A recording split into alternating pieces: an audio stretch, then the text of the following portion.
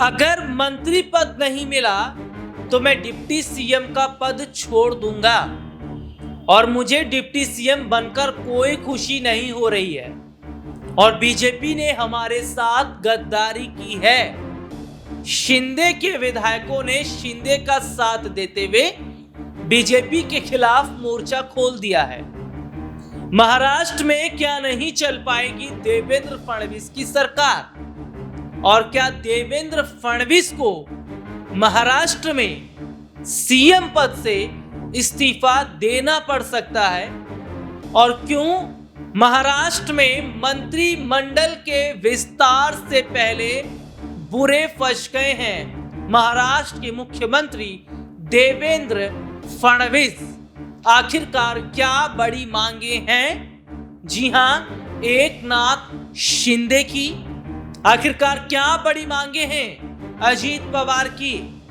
और क्यों मंत्रिमंडल के विस्तार से पहले एकनाथ शिंदे की खामोशी और अजीत पवार की चुप्पी बहुत कुछ इशारा कर रही है। नमस्कार, मैं हूं राहुल शर्मा और आप देखना शुरू कर चुके हैं हमारा खास प्रोग्राम। और इस प्रोग्राम में आज हम चर्चा एक ऐसे मुद्दे की कर रहे हैं जो मुद्दा अपने आप में बहुत बड़ा तो है, और इस मुद्दे की जो आग है, जो चिंगारी है, जो उठ रही है, जो शुरुआत हो गई है, ये कहीं ऐसा ना हो कि ये मुद्दा अगर बढ़ा तो चिंगारी की लपटें देवेंद्र फडणवीस की सीएम कुर्सी तक आती नजर आए और राज्यपाल के साथ मुलाकात कर सरकार बनाने का दावा जैसे देवेंद्र फडणवीस ने किया, ठीक ऐसे ही उन्हें राज्यपाल के पास जाना पड़े इस्तीफा देने के लिए। महाराष्ट्र में सियासत के हालात क्या हैं, आज इस पर बात करेंगे। नमस्कार, मैं हूं राहुल शर्मा और आप देखना शुरू कर चुके हैं हमारा खास प्रोग्राम। और प्रोग्राम आज बात कर रहे हैं महाराष्ट्र को लेकर। आखिरकार क्या बड़ी वजह है कि महाराष्ट्र में सब कुछ ठीक होता हुआ दिखाई तो दे रहा है, लेकिन अंदर खाने कुछ ठीक नहीं है। और ठीक हो भी कैसे, क्योंकि यहां जो तस्वीर दिखाई दे रही है, यहां जो हालात दिखाई दे रहे हैं, वो ये कहे जा रहे हैं कि सब कुछ बढ़िया तो है लेकिन बढ़िया नहीं है। और क्यों एकनाथ शिंदे और अजीत पवार की खामोशी बहुत कुछ इशारा कर रही है, इस पर बात करेंगे। लेकिन कुछ आंकड़ों पर आप जरूर थोड़ा सा ध्यान दीजिएगा। इस आंकड़े के जरिए फिर इस प्रोग्राम को हम आगे बढ़ाएंगे और ये तक हम बताएंगे कि कैसे आने वाले दिनों में एकनाथ शिंदे डिप्टी सीएम के पद से इस्तीफा दे सकते हैं, अजीत पवार चाचा शरद पवार के साथ जा सकते हैं, महाराष्ट्र में महाविकास आघाड़ी की सरकार कैसे बन रही है और कैसे जीती हुई बाजी हारती नजर आ रही है महायुति। तो आंकड़ों का मैं जिक्र कर रहा था, चलिए आंकड़ों पर नजर डाल लेते हैं।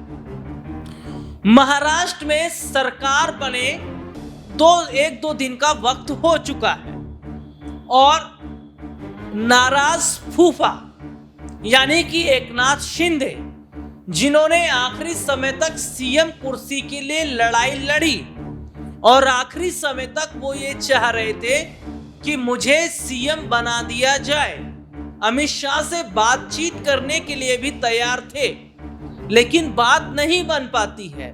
अब ऐसे में देखा जाता है कि कुछ ना सही से कुछ तो सही, तो फिर ना चाहते हुए भी डिप्टी सीएम का पद शिंदे संभाल लेते हैं, अजीत पवार खुशी खुशी संभाल लेते हैं। लेकिन अब बात हो रही है मंत्रालय को लेकर, मंत्री पद को लेकर। तो मंत्रालय में कौन कौन से बड़े मंत्रालय होते हैं, छोटे मंत्रालय कौन से होते हैं, क्यों आखिरकार मंत्रालयों पर भी ज्यादा जोर दिया जाता है, आज इस पर बात कर लेते हैं।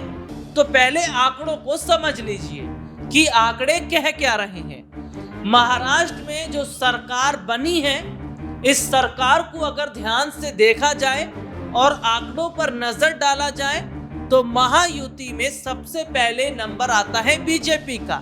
बीजेपी जिसको 132 सीटों पर जीत मिली, यानी कि अकेले अपने दम पर भारतीय जनता पार्टी जो है वो सरकार बनाने के पायदान पर खड़ी थी।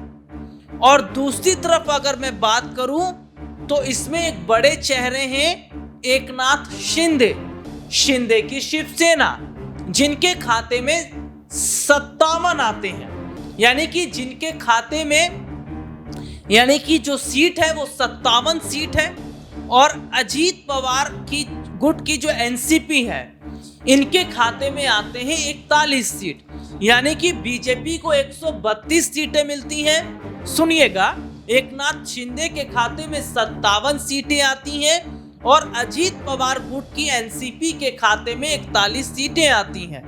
अब यहाँ पर आप ये देख लीजिए कि अगर बीजेपी को अलग रखा जाए और शिंदे और शरद पवार को जोड़ा जाए तो इन दोनों के जुड़ने से महाराष्ट्र में बहुत बड़ा परिवर्तन हो रहा है।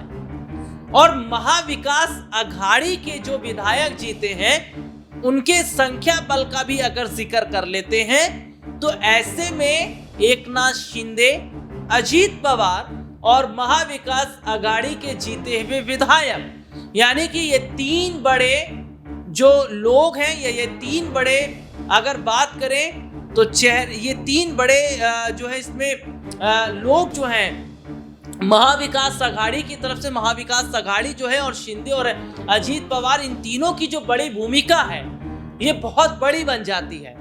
तो ऐसे में ये माना जा रहा है कि अगर अजीत पवार और एकनाथ शिंदे ने जो शर्तें रखी हैं इन शर्तों को नहीं मानती है बीजेपी तो क्या नुकसान होगा। लेकिन उससे पहले समझिए मंत्रालय का खेल क्या होता है। देखिए, जो सरकार बनती है वो ये बात अच्छी तरीके से जानती है कि हमें रेवेन्यू कहां से जनरेट होगा।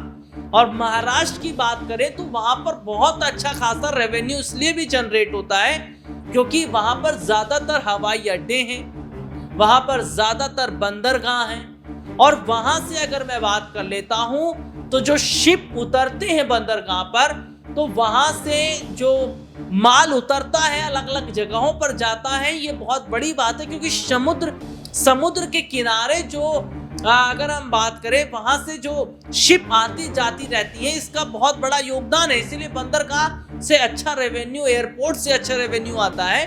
और मंत्रालय की अगर मैं जिक्र करूं तो मंत्रालय बड़े बड़े कौन से हैं, इसमें पहला बड़ा मंत्रालय गृह मंत्रालय का आ जाता है, वित्त मंत्रालय आ जाता है, राजस्व मंत्रालय आ जाता है, इसमें परिवहन मंत्रालय भी आ जाता है और बाकी छोटे छोटे मंत्रालय होते हैं। कुछ कृषि जैसे मंत्रालय हो जाते हैं या अगर हम बात कर लेते हैं तो कुछ जो है कपड़े वगैरह से जुड़े कुछ ऐसे मंत्रालय हो जाते हैं। लेकिन यहाँ पर मंत्रालय को लेकर बात करें तो एकनाथ शिंदे चाहते हैं कि भैया हमको तो 2 मंत्रालय कम से कम चाहिए। हमने डिमांड की है 3 की कौन सी डिमांड है? हमें गृह मंत्रालय की भी बात हमने की है, हमने वित्त की भी बात की, हमने राजस्व की भी बात की है। लेकिन तीनों मंत्रालय बीजेपी देने के लिए तैयार नहीं है। उन्होंने शिंदे के सामने शर्त रख दी, आपको 3 में से एक मंत्रालय चुनना पड़ेगा।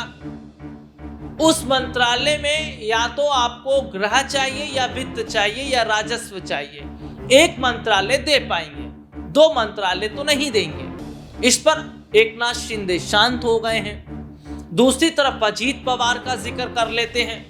अजीत पवार भी गृह मंत्रालय की बात कर रहे हैं। अगर गृह मंत्रालय अजीत पवार के पास आ जाता है, एकनाथ शिंदे के पास वित्त आ जाता है तो बीजेपी का रोल बहुत बड़े हद तक कमजोर इसलिए होगा क्योंकि एक राजस्व मंत्रालय या परिवहन मंत्रालय जैसा मंत्रालय उनके पास होगा। तो यहाँ पर पेच फंस रहा है। बीजेपी हेड और टेल दोनों अपना चाहती है। लेकिन क्या कहा एकनाथ शिंदे ने, सुनिएगा।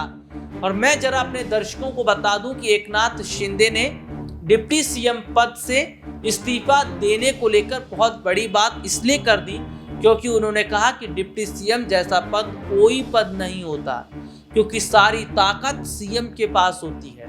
ये तो एक औपचारिक सी बात है, जिसे लॉलीपॉप कहा जाए, वो लॉलीपॉप थमाया गया है। तो ये कहा जा रहा है कि अगर जो शर्तें अजीत पवार और एकनाथ शिंदे ने नहीं मानी है, एकनाथ शिंदे की शर्तें नहीं मानी गई, तो क्या बहुत बड़ा खेल फिर होता महाराष्ट्र में नजर आएगा और जो महायुति है वो क्या बर्बाद होती नजर आएगी? क्या फूट पड़नी महायुति में शुरू हो गई? और क्या अगर मैं कहूं तो गलत नहीं होगा कि 4 दिन की चांदनी और फिर अंधेरी रात, ये मैं एकनाथ शिंदे, ये मैं देवेंद्र फडणवीस के लिए कह रहा हूं। 4 दिन की चांदनी और फिर अंधेरी रात, और जो मुंगेरी लाल के सपने देखे उन्होंने वो हकीकत में पूरे नहीं हो पाएंगे। इस मुद्दे पर आपकी क्या राय है? आप लोग कमेंट करके जरूर बताएं। फिलहाल आज के इस प्रोग्राम में इतना ही। आपसे फिर दोबारा मुलाकात होगी, तब तक के लिए मुझे इजाजत दीजिए।